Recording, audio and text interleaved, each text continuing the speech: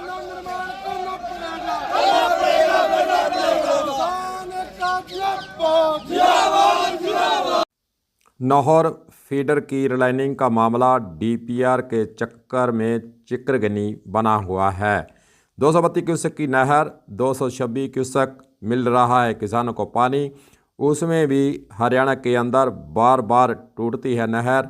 पानी चोरी होने की घटनाएं, किसान 20-22 साल से इसी परेशानी के अंदर अपना दुख झेल रहा है। सरकारें आती हैं चली जाती हैं, कभी कांग्रेस कभी बीजेपी, लेकिन किसानों की लंबे समय से जो नौहर फीडर की रिलाइनिंग का मामला अटका हुआ है, इस मांग को लेकर मंगेश चौधरी के नेतृत्व में किसानों ने आज नौहर सिंचाई विभाग के कार्यालय का किया घेराव। पुलिस के साथ नोकझोंक भी काफ़ी देर तक होती रही। बाद में फिर मंगेश चौधरी किसान नेता के नेतृत्व में वहां एक सभा का आयोजन किया गया। आज की सभा में मंगेश चौधरी सहित तमाम नेताओं के द्वारा ये कहा गया कि नौहर फीडर की रिलाइनिंग का काम जल्द शुरू किया जाए ताकि किसानों को पूरा पानी मिल सके। वहीं मंगेश चौधरी के द्वारा और उनके नेताओं के द्वारा यह मांग रखी गई थी कि अधीक्षण अभियंता नौहर का जो चार्ज है बादरा के पास दिया हुआ है, बादरा क्षेत्र से उसका चार्ज हटाकर नौहर के किसी अधिकारी को दिया जाए। किसान नेता मंगेश चौधरी द्वारा जानकारी दी गई कि इस बात को, इस मांग को तो मान लिया गया है, बादरा से एससी का चार्ज नौहर के किसी अधिकारी को देने पर सहमति बन चुकी है। वहीं दूसरी ओर और भी मांगें थी, समय समय अनुसार उनको पूरा करने के लिए आज किसान नेताओं के द्वारा सिंचाई विभाग के अधिकारियों को चेताया गया है और आगे फिर आंदोलन की चेतावनी भी देते नजर आए हैं। वैसे नियम की बात कर लें तो जिस राज्य के अंदर नहर की सीमा पड़ती है वहीं स्टेट उसकी डीपीआर को बनाने का काम करता है। लेकिन गौर करने वाली बात यह है कि राजस्थान के अंदर बीजेपी सरकार और हरियाणा के अंदर बीजेपी सरकार, फिर भी पता नहीं है लंबे समय से नौहर फीडर की रिलाइनिंग के मामले को आखिरकार अटकाया क्यों गया है, क्यों लंबित रखा जा रहा है। ये तमाम बातें किसानों की समझ से भी परे हो रही हैं।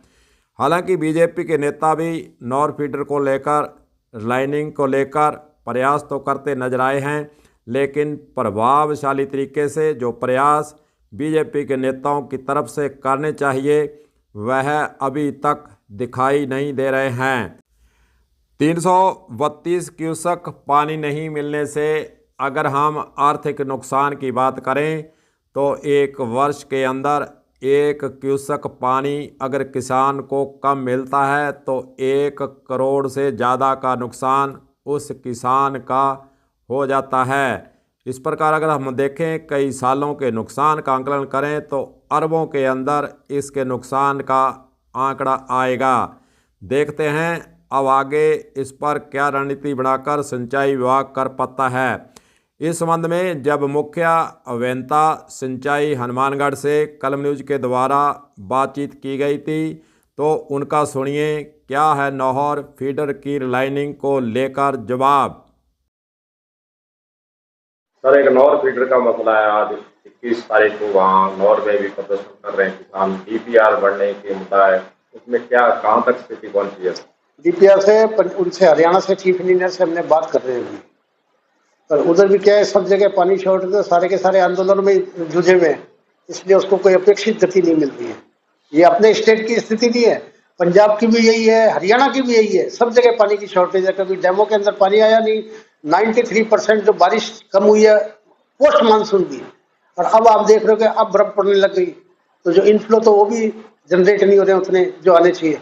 किसानों के मन में एक प्रश्न है कि डीपीआर हरियाणा सीमा में कौन बनाएगा, राजस्थान में कौन बनाएगा, आप क्लियर करें इसको। सर, जो स्टेट बनाएगा जिसका ज्यूरिडिक्शन है, आज मैं कहीं दूसरी जाता तो वही बनाएंगे, और राजस्थान का होगा अगर वो हमारे को क्लीन हैंड देते हैं तो जैसे यहाँ पर हमने काम किया था आईजीएनपी में, तो फिर हम बनाएंगे। अगर वो मना करते हैं तो, पर वो अभी उनका ही है, उन्हीं की नहर है, उनको काम में आसानी रहेगी, वहीं का कॉन्ट्रैक्टर काम करे आसानी रहेगी, नहीं तो सब चीज यहाँ का आदमी जाएगा उसके साथ दूसरी प्रॉब्लम हो जाती है तो अनावश्यक डिले होगा। आंदोलन का जो मुद्दा है वो तो आपको सामना करना पड़ता है। आपने सरकार से स्तर से क्या प्रयास होने चाहिए, क्या पत्राचार किया, क्या आपने सलाह दी है सरकार को? नहीं, हम सरकार को सलाह देने के लिए नहीं है, हम सरकार को फैक्चुअल स्टेटस बनाने के लिए है।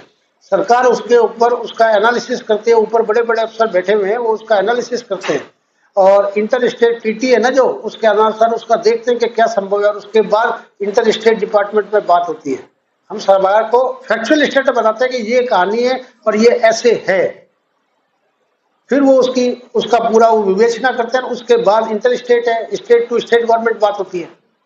वैसे देखा जाए तो कुछ महीनों के बाद पंचायत और नगर पालिकाओं के चुनाव आने वाले हैं। यह मुद्दा इन चुनाव के दौरान भी उछलेगा। बीजेपी सरकारों के द्वारा अगर नहर फीडर की लाइनिंग के कार्य को जल्द शुरू नहीं किया गया तो पंचायत और नगर पालिकाओं के चुनाव के अंदर बीजेपी पार्टी को नुकसान होने का अंदेशा पूरा बनता दिखेगा।